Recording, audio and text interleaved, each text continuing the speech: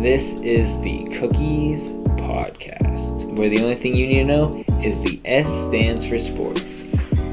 I'm here to tell you about the nice long road to the Super Bowl that two teams have. You have the Rams, who week one, they started off as a nice powerhouse, getting Matthew Stafford. They came in rolling. He was throwing touchdowns. They get some wins. They go undefeated for like 2 games. They lose. They win some more games. Yeah, 3-1. Okay, that makes more sense. The Rams come out swinging. They go 3, and then they lose the Cardinals, so 3-1. Well, that happens because the Cardinals were undefeated for 7 weeks. And then they go out and they go on another winning streak. They go 4 more games. Yeah, they beat the Seahawks, Giants, Lions, and Texans, which aren't super impressive opponents, really. And then they lose to the Titans, who were like number 1 seed already at that time, with Derrick Henry still. Oh, Mr. who only played like 6 games and had like 800 rushing yards. Yeah, and this is the low point of their season. They lose the Titans and they lose the 49ers, division rival. Ooh, you don't want to lose the 49ers, the division rival. And then they lose to the Packers after that. That's 3 losses in a row. Right? Look, things looking good. They're like 6-4 at this point. Oh my god. And then they get a nice bounce back game against who but the Jacksonville Jaguars. 37-7. And don't forget, came to their team in the middle of the year for a 6th round pick. Yeah, this is right around the time they got Von Miller, huh? Yep, Von Miller for a 6th round pick. And OBJ. Just on the horizon. I think it's like maybe like 1 game after this one. Yeah, but it was around like the same time they get him. Yep. And then they go back to the Cardinals and they get their revenge. They beat them Cardinals. No, they got him before, right? They got both of them and then they lost the game. I think they got him before the Packers game. Before the Packers game? Yeah, I really do.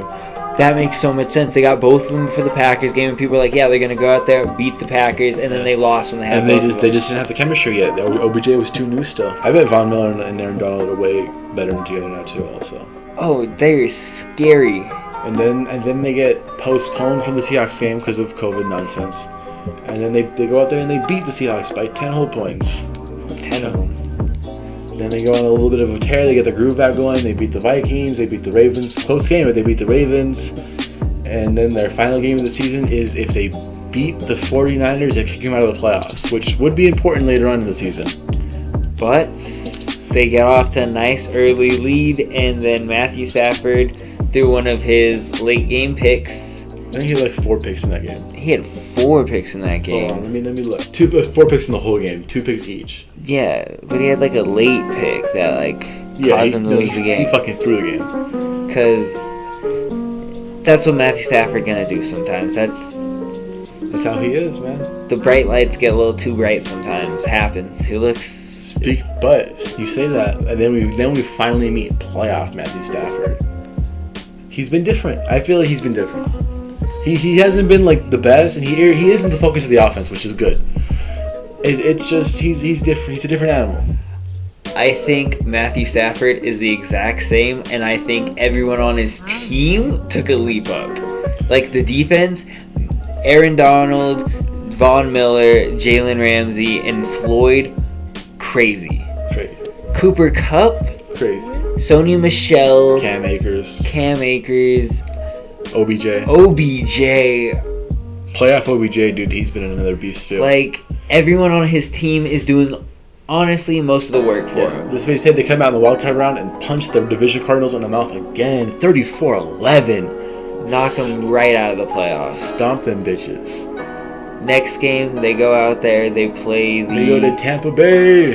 They go and play Tom Brady. They get a great lead, and then they all start choking it away. 4 fumbles and 2 picks, something like that. Tom Brady. A pick, 1 pick. Tom Brady brings them back into the game, ties it up 24-24, and then Cooper Kupp says, "Hop on, it's over. I got you guys. I can carry a team for like 43 seconds." Here I come to save the day. Got him in field goal range for a nice walk-off field goal. And they fucking retired Tom Brady. They did. The super team knocked him out of the playoffs. And then, who else they played in the division? The conference round. Oh, they met back up with their dreaded foes, the 49ers. So they could catch out of the playoffs. Now they're facing them in the championship. They played them twice this year, lost both times. Oh my God, what a story they have. And this game was just such sloppy football. It was real sloppy game of football. Was this the game ended with Jimmy G's interception to lose the game? Yeah. Jimmy G threw away the game for the 49ers, which is really unfortunate because they had a real chance to win this game. But that's what it was going to be, man. Who's going to throw it away first, Jimmy G or Matty Stat? Well, they each are going to throw their game pick. They're at least one game pick, because I think he only had one pick for the whole playoffs. Yeah. This game. But you just know he's going to have a pick when it matters. Yeah, no, his pick wasn't even when it mattered. He threw it nice and early. His team could recover from it. Jimmy G's was just, he didn't want to take a sack, so he flicked it. And you never want to just flick it. And their home field advantage isn't real.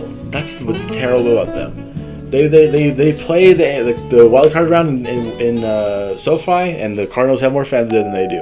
They play the championship in SoFi, and the 49ers have more fans than they do.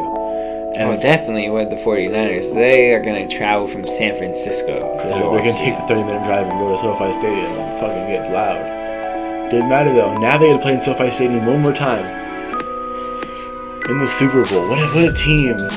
Doing this bold move to get Matty Stat early in the offseason, and it actually paying off immediately. That's crazy. They went out there, middle of the year, were looking for teams who were just selling, and they were very looking to buy. They scooped up everything they could, really. And honestly, I'm surprised they didn't get Antonio Brown when he left the Bucs. But and now we have the Rams in the Super Bowl. And now a tale of a different team, a very different team. They are facing against the underdogs of underdogs.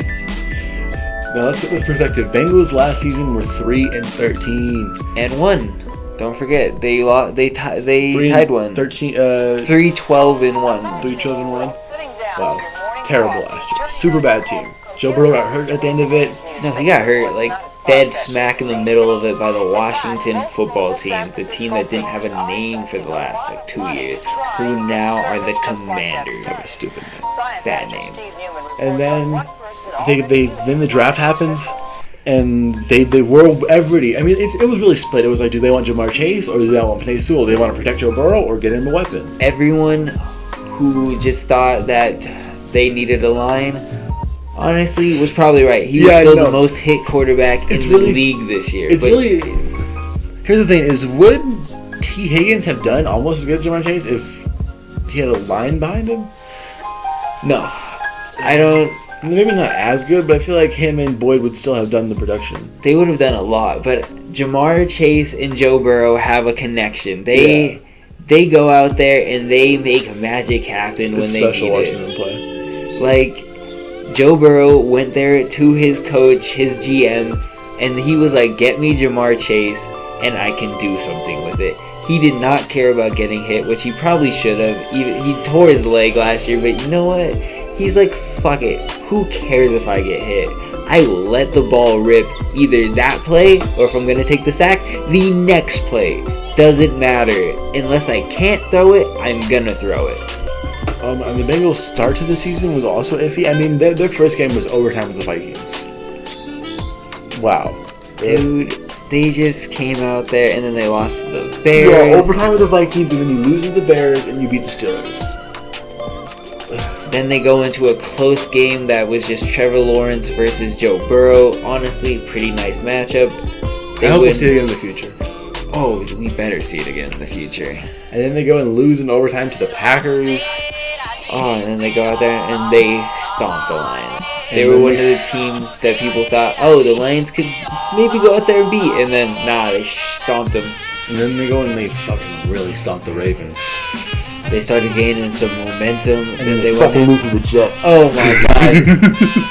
Oh, and it wasn't even the Mike White game. This was just Zach Wilson. And then they get stomped by the Browns. 41-16. The momentum halted, gone. They were just kind of there. And then this is the off-bounce season. They beat the Raiders. That's a good win. It's the Raiders collapse, so it's a little taken away. But they beat the Raiders, and then they beat the Steelers again. They sweep them. They sweep one of their biggest division rivals. 2 playoff teams right in a row beaten. And then they lose to the Chargers. Not a playoff team. The fuck? Then they lose to the 49ers in overtime. Fair. Deebo Samuels, dude.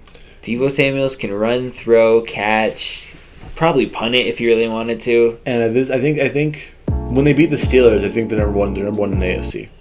So then they lose the Chargers, lose the 49ers. They drop. They're like third or fourth now. And then they beat the Broncos and the Ravens. And then to clinch the division, they beat the motherfucking Chiefs.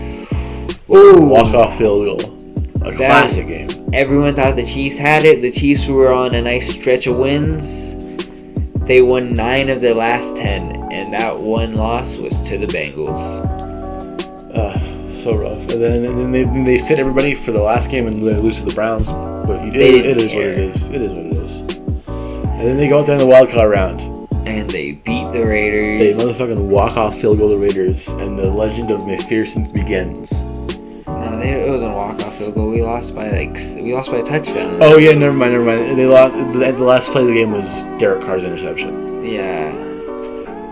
And then they walk off field goal with Titans. My bad. They did.